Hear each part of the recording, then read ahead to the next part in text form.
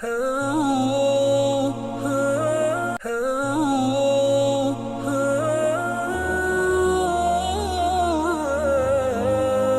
அல்ஹம்துலில்லாஹ் வஸ்ஸலாத்து வஸ்ஸலாமு அலா ரசூலில்லாஹ். அன்புக்குரிய பிரே டிவி நேயர்களே, அஸ்ஸலாமு அலைக்கும் வரஹ்மத்துல்லாஹி வபரகாத்து.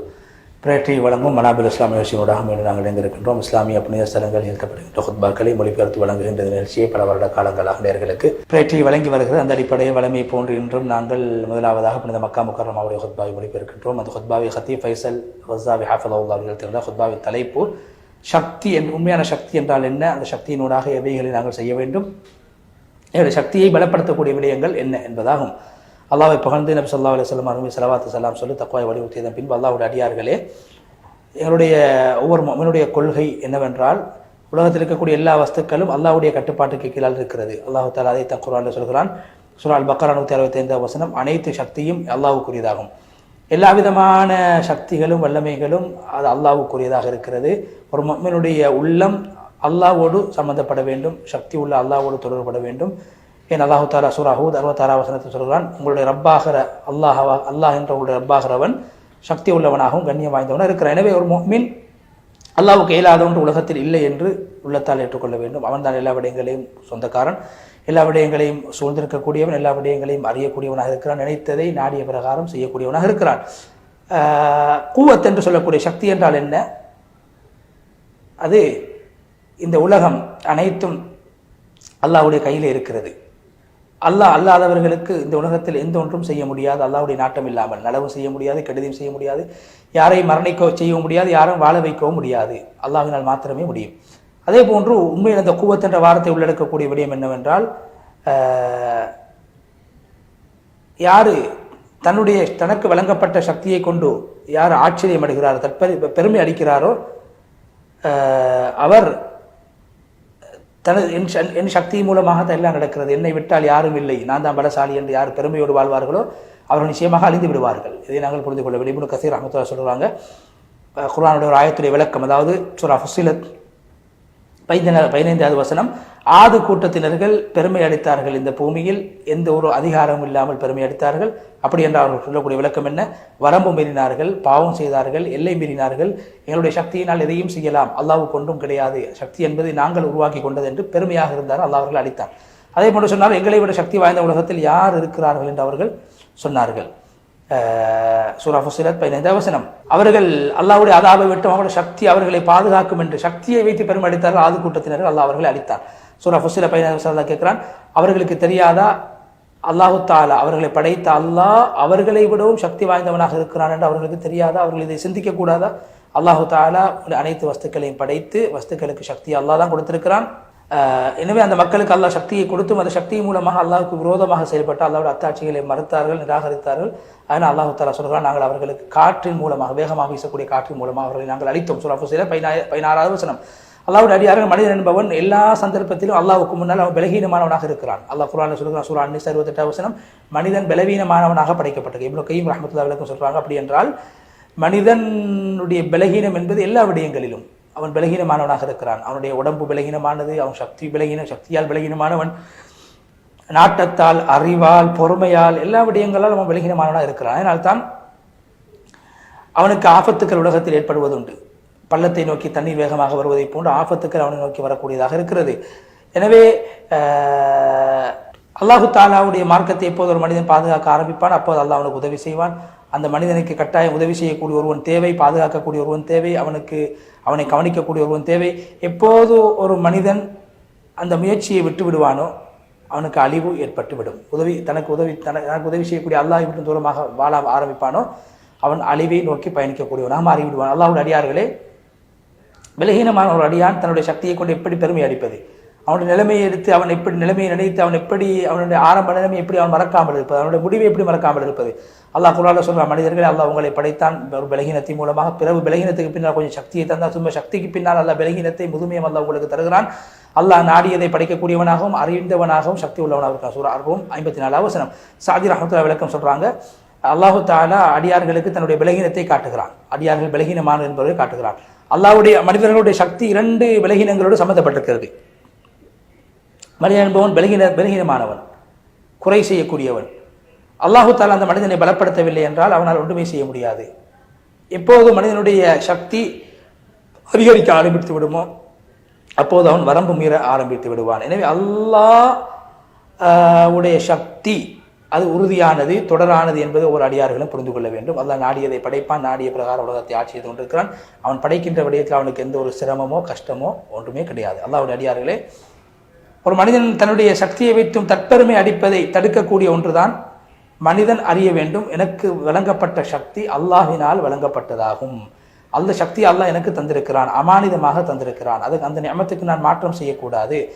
சுலைமான் அலைஹிஸ்ஸலாத்து வஸலாம் அவர்களுக்கு அந்த புல்கீஸ் மகாராணியுடைய அந்த அந்த சிம்மாசனம் அவர்களுக்கு கொண்டு வரப்பட்டது. அப்போது அவர்கள் என்ன சொன்னார்கள்? இது அல்லாஹ் எனக்கு தந்த கிருபை, நான் நன்றி செலுத்துகிறேனா அல்லது நன்றி கெட்டவனாக வாழ்கிறேனா என்பதை பார்ப்பதற்காக வேண்டி என்று சொன்னார். சூரா அன்-நம்ல் 40வது வசனம். எனவே என்னுடைய சக்தியால் ஒன்றும் கிடையாது, அல்லாஹ் தான் அதை செய்தான் என்ற நம்பிக்கை சுலைமான் அலைஹிஸ்ஸலாத்து வஸலாம் அவர்கள் கொண்டு வந்தார்கள். எனவே ஒரு முஃமின் எப்போதும் அல்லாஹ்வினால் வழங்கப்பட்ட சக்தியை நல்ல விடயங்களிலே பயன்படுத்த வேண்டும். பெருமையை விட்டு அவன் தன்னை பாதுகாத்துக் கொள்ள வேண்டும். எந்த நலவை செய்வதாக இருந்தாலும் அல்லது பாவத்தை விட்டு தன்னை பாதுகாத்துக் கொள்வதாக இருந்தால் அல்லாஹ்வுடைய நாட்டம் இல்லாமல் முடியாது. எந்த ஒன்றையும் அல்லாஹ்வுடைய உதவி இல்லாமல் செய்ய முடியாது. இதுதான் எங்களுடைய நிலைப்பாடாக இருக்க வேண்டும். ஷுஐப் அலைஹிஸ்ஸலாத்து வஸலாம் என்ன சொன்னார்கள்?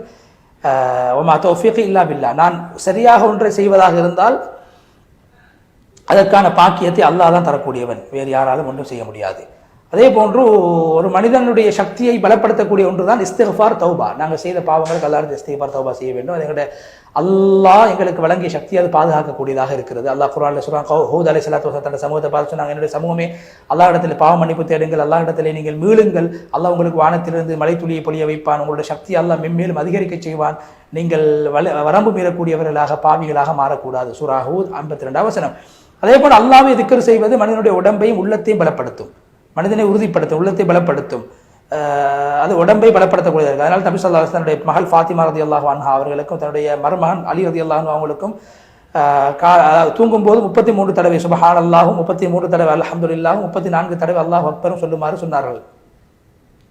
சொல்லிவிட்டு சொன்னார் நபி ஸல்லல்லாஹு அலைஹி வஸல்லம், இந்த திக்ர்கள் உங்களுக்கு பணி செய்யக்கூடிய, உங்களுடைய தேவைகளை பூர்த்தி செய்யக்கூடிய உங்களுடைய வேலைக்காரன் உங்களுக்கு கிடைப்பதை விட இது உங்களுக்கு சிறந்ததாகும். ஏன்? வேலைக்காரனால் செய்ய முடியுமான சக்தி அல்லாஹு தஆலா உங்களுக்கு இந்த திக்ர்களின் மூலமாக அல்லாஹ் உங்களுக்கு வழங்க இருக்கிறான். அது நான் சொன்னாங்க, இந்த துவாவை நபி அவங்க இந்த திக்ரை சொல்லி தந்த நாளிலிருந்து ஒருபோதும் இதை நான் விடவில்லை, ஒவ்வொரு நாளும் தூங்கும்போது இந்த திக்ரை நான் செய்து வருகிறேன். அப்போது கேட்கப்பட்டது, சிஃபீன் என்று சொல்லக்கூடிய யுத்தம் நடைபெற்ற அந்த இரவிலும் நீங்கள் ஓதினீர்களா? சொன்னார்கள், நிச்சயமாக சிஃபீன் யுத்தம் நடைபெற்ற இரவிலும் நான் இதை ஓதினேன். எனவே இது மூலம் என்ன விளங்குகிறது? அல்லாஹ்வை திக்ர் செய்வது ஒரு மனிதனுடைய உடம்பிலே சக்தியை உண்டாக்கும், அதன் மூலமாக அந்த மனிதனுக்கு சக்தி கிடைக்கும். இப்பொழுது ரஹ்மத்துல்லாஹி சொல்றாங்க, யார் எப்போதும் சுப்ஹானல்லாஹ் சுப்ஹானல்லாஹ் என்று தூங்குவதற்கு முன்னால் அதிகமாக யார் சொல்லுவாரோ அவருடைய உடம்பிலே ஒரு சக்தி அவருக்கு வழங்கப்படும். மறுநாள் காலையில் அவருடைய வேலைகளை சரியாக செய்வதற்கான ஒரு ஆற்றலை சக்தி அல்லாஹ் அவருக்கு கொடுப்பான். அவருடைய தேவைகள் அல்லாஹ் பூர்த்தி செய்து கொடுப்பான். ஒரு இபாதத் செய்வதற்கான சக்தியும் அல்லாஹ் அவர்களுக்கு வழங்குவான். அல்லாஹ்வுடைய அடியார் ஒரு முஃமின் தனது சக்தியை அல்லாஹ்விடத்திலிருந்து பெற வேண்டும். அவர் அஸ்பாபுகளை, உலகத்துடைய காரணிகளை அவர் நம்பக்கூடியவராக இருந்தாலும் எல்லா விடயங்களையும் அல்லாஹ்வின் பக்கமே அவர் பாரம் சாட்ட வேண்டும். அல்லாஹ்விடத்தில் எப்போது ஒரு விடயம் தன் விடயத்தை பாரம் சாட்டிய முயற்சியில் ஈடுபடுவார், அவர் ஒருபோதும் வீணாக மாட்டார். அப்துல்லா இப்னு ரவாஹா ரலியல்லாஹு அன்ஹு சொல்றாங்க, தன் தோழர்களை பார்த்து சொல்லுவாங்க, நாங்க எண்ணிக்கைகளை கொண்டோ ஆயுதங்களை கொண்டோ எங்களுடைய படைகளை கொண்டோ நாங்கள் யுத்தம் செய்தது கிடையாது. இந்த மார்க்கத்தை கொண்டு நாங்கள் யுத்தம் செய்கிறோம், தீனை கொண்டு, திக்ரை கொண்டு, தஸ்பீஹை கொண்டு திக்ர் செய்கிறோம். அல்லாஹ் எங்களுக்கு இந்த மார்க்கத்தை முன்வைத்து யுத்தம் செய்கிறோம் தவிர எங்களோட சக்தியால் எங்களோட ஆயுதத்தால் நாங்கள் ஒருபோது யுத்தம் செய்யறதில்லை என்று அப்துல்லா ரவாஹா ரலியல்லாஹு அன்ஹு குறிப்பிட்டாங்க. முஃமின்கள் எப்போதும் தன்னுடைய சக்தியை மாத்திரம் நம்ப மாட்டார்கள், ஆயுதங்களை மாத்திரம் நம்ப மாட்டார், தன்னுடைய பலங்களை மாத்திரம் நம்ப மாட்டார். அல்லாஹ்விடத்தில் தன்னுடைய விடயங்களை பொறுப்பு சாட்டுவார்கள், அல்லாஹ்விடத்திலே உதவியை தேடுவார்கள். அல்லாஹ் குர்ஆன்ல சொல்கிறான், அவர்களோடு யுத்தம் செய்வதற்காக வேண்டி நீங்கள் முழுமையான உங்களுடைய சக்திகளை நீங்கள் பயன்படுத்திக் கொள்ளுங்கள். சூரா அன்ஃபால் 60வது வசனம். எப்போது ஒரு மனிதன் தனது சக்தியை மாத்திரம் வைத்து பெருமை அடிப்பானோ அவருடைய சக்தியால் ஒன்றுமே செய்ய முடியாது. சஹாபாக்கள் ஹுனைன் யுத்தத்துடைய நேரத்தில் அவர்களுக்கு அவர் என்ன சொன்னார்கள்? அவர்கள் என்ன சொல்லப்பட்டது?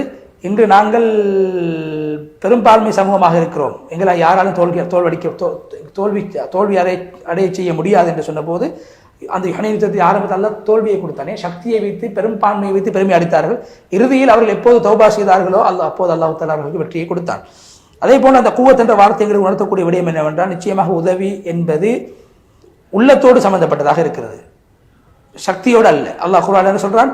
காஃபிர்களுடைய உள்ளத்தில் நாங்கள் பயத்தை போடுவோம். எனவே பயம் என்பது உள்ளத்தில் வரக்கூடிய ஒன்றை தவிர எங்களுடைய சக்தியால் எதையும் செய்ய முடியாது. சூரா ஆல இம்ரான் 156வது வசனம். அதே போன்று அல்லாஹ் அன்ஃபால் 15 அவசரத்தை என்ன சொல்றாங்க, சஹாபாக்களை பார்த்து பத்ர் யுத்தத்தின் போது உங்களோட உள்ளத்தை நாங்கள் பலப்படுத்தினோம். எனவே இந்த உம்மத்துடைய இந்த சமூகத்துடைய சக்தி ஒற்றுமையிலும் ஐக்கியத்திலும் இருக்கிறது. பிரிந்து விட்டால் அது தோல்விக்கு அடையாளமாக, தோல்விக்கு காரணமாக மாறிவிடும். அல்லாஹ் குர்ஆன்ல சூரா அன்ஃபால் 40 வசனம், நீங்கள் உங்களுக்கு மத்தியிலே பிளவுபட்டுக் கொள்ள வேண்டாம், அப்படி நீங்கள் பிளவுபட்டால் உங்களுடைய காற்று போய்விடும், நீங்களுடைய சக்தி குன்றிவிடும், நீங்கள் தோல்வி அடைந்து விடுவீர்கள். அல்லாஹ்வுடைய அடியார்களே, சக்தி என்ற வார்த்தை உணர்த்தக்கூடிய அடுத்த விடயம் தான் நபி ஸல்லல்லாஹு அலைஹி வஸல்லம் அவங்க சொன்ன ஒரு விஷயம். சக்தி உள்ள ஒரு முஃமின் பலகீனமான ஒரு முஃமினை விட சிறந்தவர், அல்லாஹ்விடத்திலே ஏற்றமானவர். ஒவ்வொருவரிடத்திலும் நலவு இருக்கிறது. பலகீனமான முஃமினும் சிறந்தவர் தான், சக்தி உள்ளவரும் சிறந்தவர் தான். ஆனால் சக்தி உள்ள முஃமின் பலகீனமான முஃமினை விட மிகவும் உயர்ந்தவர். நபி ஸல்லல்லாஹு அலைஹி வஸல்லம் அவங்க இந்த இடத்துல பலகீனமான முஃமினை விட சக்தி வாய்ந்த முஃமினை உயர்த்தி காட்டினார்கள். இரண்டு பேரிடத்திலும் கைர் இருக்கிறது. ஏன்? சக்தி உள்ள முஃமின் மற்றவர்களுக்கு பயனளிக்கக்கூடிய விடயங்களை செய்வார், அவருடைய பிரயோசனம் அதிகமாக இருக்கும். அவர் உற்பத்தி செய்வார், தொழில் செய்வார், மற்றவர்களுக்கு உதவி செய்வார். தனக்கு மாத்திரமல்ல பயன், மற்றவர்களுக்கும் அவர் மூலமாக பயன் கிடைக்கும். பொது நலவுகளில் ஈடுபடுவார், நல்ல விடயங்களில் ஈடுபடுவார், விரோதிகளுக்கு எதிராக செயல்படுவார், தீனை பாதுகாப்பார், உடம்பால் ஈமானால் தன்னுடைய அறிவால் சமூகத்துக்கு சேவை செய்வார். அதனால் சக்தி உள்ள முஃமின் பலகீனமான முஃமினை விட மேலானவர் என்று அருமை நாயகம் ஸல்லல்லாஹு அலைஹி வஸல்லம் குறிப்பிட்டாங்க. அதேபோல் சக்தி என்ற வார்த்தை உணர்த்தக்கூடிய அடுத்த விடயம் என்னவென்று சொன்னால், நபி ஸல்லல்லாஹு அலைஹி வஸல்லம் சொன்னாங்க, பலசாலி என்பவர் அதாவது மல்யுத்தம் புரியக்கூடியவர் அல்ல. உண்மையான பலசாலி யார் என்றால் கோபத்துடைய சந்தர்ப்பத்தை தன்னுடைய கோபத்தை கட்டுப்படுத்தக்கூடிய. எனவே உண்மையான சக்தி உள்ள மனிதர் யார் என்றால் தன் நஃப்ஸோடு போராடக்கூடியவர். நஃப்ஸோடு போராடி கோபம் ஏற்படுகின்ற போது கோபத்தை அடக்கக்கூடியவர் தான் சக்தி வாய்ந்தவரை தவிர இன்னும் ஒருவரை மல்யுத்தத்தில் கீழே சாய்க்கக்கூடியவர் அல்ல என்று நபி ஸல்லல்லாஹு அலைஹி வஸல்லம் சொன்னாங்க. எனவே சக்தியை ஷைத்தானுக்கு எதிராக நாங்கள் பயன்படுத்த வேண்டும். அதே போன்று அந்த சக்தி என்ற வார்த்தையை உணர்த்தக்கூடிய அடுத்த விடயம் தான், நாங்கள் பேசக்கூடிய நாங்கள் செய்யக்கூடிய விடயங்கள் எப்போதும் சக்தி இருக்க மாட்டாது. சில போது மௌனம் சக்தியாக மாறும். மௌனமாக இருப்பது சக்தியாக மாறும். பேச்சு செயல் மாத்திரமல்ல சக்தி என்பது, மௌனத்தாலும் சில விடயங்களை சாதிக்கலாம் என்று சொல்கிறார்கள். அல்லாஹ்வுடைய அடியார்கள் முஸ்லிம்களே, உண்மையான சக்தி மனநம்பிக்கையின் பக்கம் நிறைய சமூகம் தேவையுள்ளவர்களாக இருக்கிறார்கள். அல்லாஹ் குர்ஆன்ல சொல்கிறான், நாங்கள் தந்ததை நீங்கள் சக்தியோடு பலமாக எடுத்துக்கொள்ளுங்கள். சூரா பக்ரா 63 வசனம். அதே போன்று தன்னுடைய ரசூல்மார்களை பற்றி அல்லாஹ் குர்ஆன் என்ன சொல்கிறான், என்னுடைய அடியார்களாகிய இப்ராஹிம், இஸ்ஹாக், யாக்கூப் போன்றவர்களின் ஞாபகம் செய்யுங்கள், அவர்கள் சக்தி உள்ளவர்களாக இருந்தார்கள், அகப்பார்வை உள்ளவர்களாக இருந்திருக்கிறார்கள் என்று அல்லாஹ் சக்தி உள்ள நபிமார்கள் அல்லாஹ் குர்ஆனில் போன்றிருக்கு. அல்லாஹ்வுடைய அடியார்களே, அதே போன்று மனிதனுடைய சக்தியை பலப்படுத்தக்கூடிய விடயங்கள் ஒன்றுதான் குர்ஆனை பற்றி படிப்பது, சுன்னாவை பற்றி படிப்பது, குர்ஆன் ஹதீஸின் பிரகாரம் அமல் செய்வது, மன உச்சியை விடுவது, பித்அத்துக்களை நூதனங்களை விட்டு விடுவது, முன்னைய வரலாற்று நிகழ்வுகளை படித்து என்ற சக்தியை நாங்கள் வளர்த்துக் கொள்வது. அதே போன்று என்னுடைய உணர்வுகளை தூண்டக்கூடிய, என்னுடைய சக்திகளை தூண்டக்கூடிய விடயங்கள் சம்பவங்களை நாங்கள் படிப்பது, வாசிப்பது. ஏன் இந்த மார்க்கத்துக்கு கிடைக்கக்கூடிய வெற்றி என்பது இந்த முஃமின்களுக்கு வாக்களிக்கப்பட்ட ஒன்றாக இருக்கிறது. எனவே பொறுப்புகளை நாங்கள் உணர வேண்டும். இந்த சமூகத்தில் சீர்திருத்த பணிகளில் நாங்கள் ஈடுபட வேண்டும். எந்த சமூகத்துக்கு எது நலவு அதை நாங்கள் செய்ய வேண்டும். அல்லாஹ் குர்ஆனில் சொல்கிறான், ஈமான் கொண்டவர்கள் ருக்கு செய்யுங்கள், சுஜூத் செய்யுங்கள், அல்லாஹை வணங்குங்கள், நலவுகளையும் செய்யுங்கள், உங்களுக்கு வெற்றி கிடைக்கும். சூரா ஹஜ் 77 வசனம். அதை சொல்லி ஹுத்பாவுடைய முதல் பகுதியை விட்டு விடைபெற்று சென்றார். ஹுத்பாவுடைய 2வது பகுதியிலே அல்லாஹ் புகழ்ந்து நபி ஸல்லல்லாஹு அலைஹி வஸல்லம் ஸலவாத் ஸலாம் சொன்ன பின், அல்லாஹ்வுடைய அடியார்களே, சக்தி என்ற அந்த ஒன்றுக்கு நிறைய விடயங்கள் மனிதனுடைய வாழ்வையில் சக்தியால் செய்ய முடியுமா நிறைய விடயங்கள் இருக்கிறது. நிறைய பல்வேறுபட்ட சக்திகளை கொண்டு ஈமானிய சக்தி, 2வது அந்த ஈமானை பெற்றுக்கொள்வதற்கான சக்தி, அதே போன்று சரியான கொள்கை என்றது ஒரு சக்தி, சரியான கோட்பாடுகளை பின்பற்றுவது என்பது ஒரு சக்தியாக இருக்கிறது. மார்க்கத்தில் உறுதியாக இருப்பது, அதே போன்று மார்க்கத்தை உறுதியாக பலப்படுத்திக் கொள்வது, அதே போன்று அகப்பார்வை என்ற சக்தி, பிரயோசனமான இல்மின் மூலமாக கிடைக்கக்கூடிய அந்த பஸ்ஸீரா, அது ஒரு சக்தியாக இருக்கிறது. அதே போன்று இபாதத், தாஅத், அல்லாஹ் கட்டுப்பட நல்ல விடயங்களில் நாங்கள் போட்டி போட்டு செய்வது, அதே போன்று அல்லாஹ்வுடைய முடிவுகள் வருகின்ற போது நாங்கள் பொறுமையை காப்பது, சிரமங்களை அல்லாஹ்வுக்காக தாங்கிக் கொள்வது, இவைகள் அனைத்துமே சக்தி என்ற அந்த வார்த்தைக்குள்ள உள்ளடக்கப்படக்கூடிய விடயமாக இருக்கு. அதே மன இச்சைக்கு எதிராக நாங்கள் ஷைத்தானோடு போராடுவது, நஃப்ஸுக்கு எதிராக நாங்கள் போராடுவது, மன இச்சைக்கு மாற்றம் செய்வது, இதெல்லாம் சக்தி என்ற வார்த்தையை உள்ளடக்கக்கூடிய விடயங்களாக இருக்கிறது. கடமைகளை செய்வது, அமானிதங்களை நிறைவேற்றுவதற்கு பயன்படுது, தாவத்தின் அல்லாஹ்வின் பக்கம் அழைப்பது, மற்றவர்களுக்கு புத்திமதி சொல்வது, நல்ல சமூக பணிகளில் ஈடுபடுவது, நன்மை ஏவுவது, தீமையை தடுப்பது, இவைகள் அனைத்துக்கும் சக்தியை நாங்கள் பயன்படுத்த வேண்டும். சக்தி என்பது இவைகள் அனைத்தையும் உள்ளடக்கக்கூடியதாக இருக்கிறது. பெருமையான உடல் ரீதியான சக்தி மாத்திரமல்ல, இவ்வாறான விடயங்களையும் சக்தி என்ற வார்த்தைக்குள்ளால் உள்ளடக்கலாம் என்று கத்தீப் அவர்கள் சொல்லிவிட்டு, அல்லாஹ்வுடைய அடியார்களே, யாரு தன்னுடைய சக்தியை நல்ல விடயங்களில் பயன்படுத்துவாரோ, தன்னுடைய உடல் உறுப்புகளை நல்ல விடயங்களில் பயன்படுத்துவாரோ அவர் பாக்கியசாலி. பலகீனம் ஏற்படுவதற்கு முன்னால், முதுமை ஏற்படுவதற்கு முன்னால் நல்ல விஷயங்கள் பயன்படுத்தக்கூடியவர். என்னுடைய முன்னோர்கள் சொன்னார்கள், முன்னோர்கள் ஒரு இடத்துல கேட்கப்பட்டு 100 வருடத்தை தாண்டி அவர் வாழக்கூடிய ஒரு இடத்துல கேட்கப்பட்டது, நீங்கள் இவ்வளவு காலம் வாழ்வதற்கு என்ன காரணம்? உங்களோட புத்தியில் எந்த பேதளிப்பும் ஏற்படவில்லை, உடம்பிலும் எந்த விலகினும் ஏற்படவில்லை. என்ன காரணம் என்று கேட்டபோது அவர் என்ன சொன்னார்? சிறு பிராயத்தில் அல்லாஹ்வினால் வழங்கப்பட்ட உடல் உறுப்புகளை நல்ல விடயங்களில் நான் பயன்படுத்தினேன், பாவங்களை விட்டு பாதுகாத்தேன். அல்லாஹு தஆலா நான் முதுமை அடைந்ததற்கு பின்னால் என்ற உடல் உறுப்புகளை எல்லாம் பாதுகாத்து நீண்ட ஆயுளையும் உடம்பில் சக்தியை தந்தான் என்று அந்த பெரியார் குறிப்பிட்டார். அல்லாஹ்வுடைய அடியாரை நாங்கள் இப்போ ஷஅபானுடைய மாதத்தில் இருக்கிறோம். ஷஅபானுடைய மாதம் ரமலானுடைய ஒரு முன்னுரையாக இருக்கிறது. நபி ஸல்லல்லாஹு அலைஹி வஸல்லம் அவர் இந்த மாதத்தில் அதிகமாக நோன்பு நோட்டார். இப்னு ரஜப் ரஹ்மத்துல்லாஹி சொல்றாங்க, இந்த மாதத்தில் அதிகமாக நோன்பு நோட்பதற்கான காரணம் என்ன? ரமலானுடைய நோன்பை பிடிப்பதற்கான ஒரு முன் ஏற்பாடாக பயிற்சியாக இருக்கிறது. ரமலானை நாங்கள் சிரமமாக அடைந்து கொள்ளக்கூடாது, சந்தோஷமாக அடைந்து கொள்ள வேண்டும். அதற்கான ஒரு பயிற்சியாகத்தான் நபி அவங்க ஷஅபானுடைய மாதத்தில் அதிகமாக நோன்பு நோட்டுறாங்க. யாரு நோன்புடைய நோட்பார்கள் அவர்கள் ரமலானுடைய நோன்பு இலகுவாக மாறிவிடும். நோன்புடைய இன்பத்தை அவர்கள் சுவைத்துக் கொள்வார்கள். ரமலானுடைய நோன்பை பிடிக்கின்ற போது அவர் உற்சாகமாக சக்தியோடு பிடிப்பார். எனவே ரமலானுடைய ஒரு முன்னேற்பாடாகத்தான் ஷஅபானுடைய நோன்பு அமைந்திருக்கிறது. ஷஅபானுடைய மாதம் நோன்பு பிடிக்க வேண்டிய, குர்ஆன் ஓத வேண்டிய மாதமாக, ரமலானுக்கு தயாராகக்கூடிய மாதமாக, ரமலானை அல்லாமல் செய்வதற்கு அவருடைய நஃப்ஸை தூண்டக்கூடிய ஒரு மாதமாக அமைந்திருக்கிறது என்று சொல்லி நபி ஸல்லல்லாஹு அலைஹி வஸல்லம் அதிகமாக ஸலவாத்து ஸலாம் சொல்லுங்கள் என்று சொல்லி நீண்டது ஒரு துஆவை செய்து ஹதீப் ஃபைசல் ஹஸாவி ஹஃபதஹுல்லாஹ் முழுமையாக புனித மக்கா முக்கர்ரமாவுடைய அந்த அழகிய ஹுத்பாவை விட்டு விடைபெற்று சென்ற அடுத்ததாக நேயர்களுக்கு நாங்கள் மதீனா முனவ்வராவுடைய ஹுத்பாவை மொழிபெயர்த்து வழங்க உள்ளோம். அதற்கு முன்னால் ஒரு இடைவேளை.